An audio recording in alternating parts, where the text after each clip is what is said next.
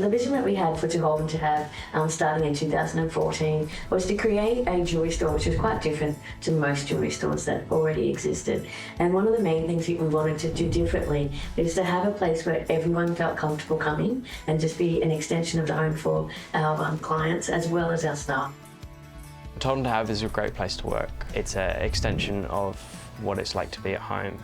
It feels warm and friendly. It's a beautiful place to work and a beautiful place to shop. I grew up in the industry. I started off very, very young.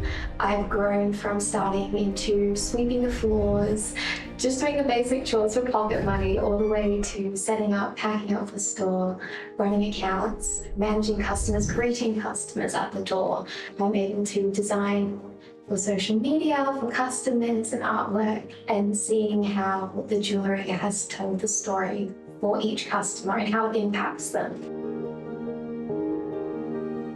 So in our store and budget, each of the pieces that we choose to bring into the store absolutely has a relevance in a story. I have a trunk that has some storage within the store of the packaging, and it came from one of our very lovely customers.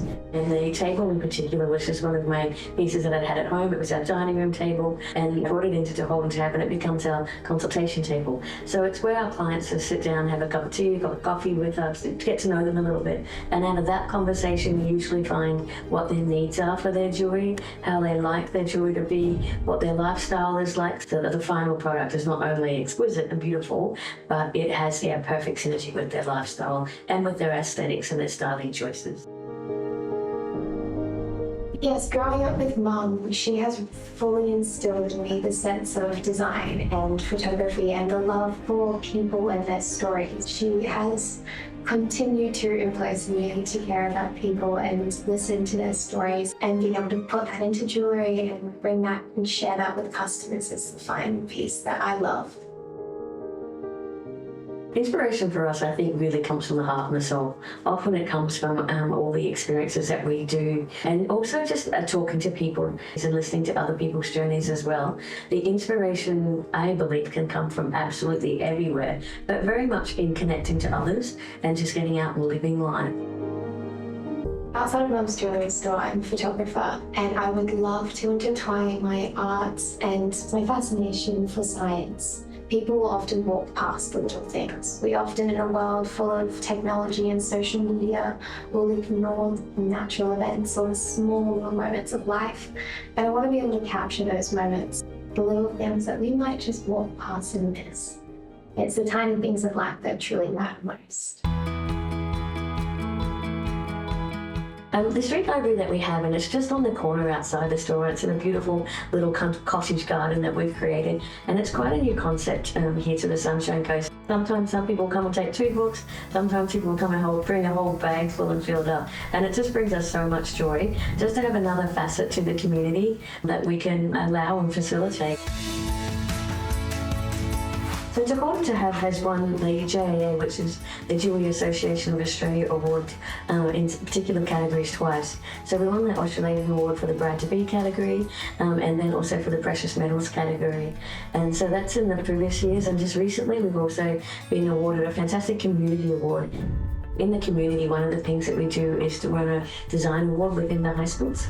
And they have an arts festival which we sponsor each year, and part of our sponsorship is to run the design awards. So I entered a piece of a design that was in the theme of the Commonwealth. I'm very fortunate that me winning that competition has led to this apprenticeship. So the lovely team at To Hold and To Have actually made that piece into a real thing, and then went into a draw and raffled it off for charity. He won one of those design awards in the high school that we ran several years ago. He was like in grade 10. We chose his piece, not ever having met him before.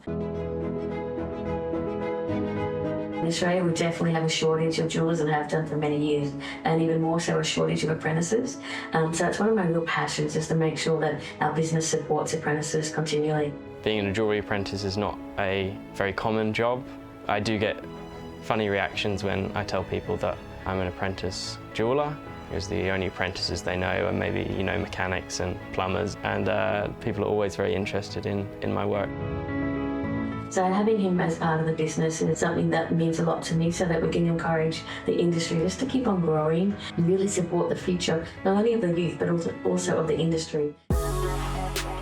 So at the moment I'm doing a lot of repairs and doing resizes. So I'm working on a ring at the moment. The ring is being passed down to this lady's granddaughter, and so she can wear it at her graduation.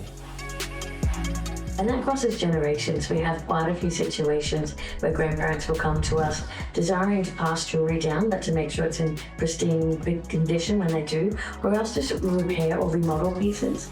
And sometimes it's completely changing the piece for a purpose. We take extreme care when we're restoring a piece, when we're repairing a piece, when we're remodeling a piece, and we take absolute delight when we can design and manufacture a piece right from scratch for you. It's just such an amazing experience to be part of a creative process that brings so much joy to other people. Join us next time on Industry Leaders when we bring you more stories from around Australia that will inspire you.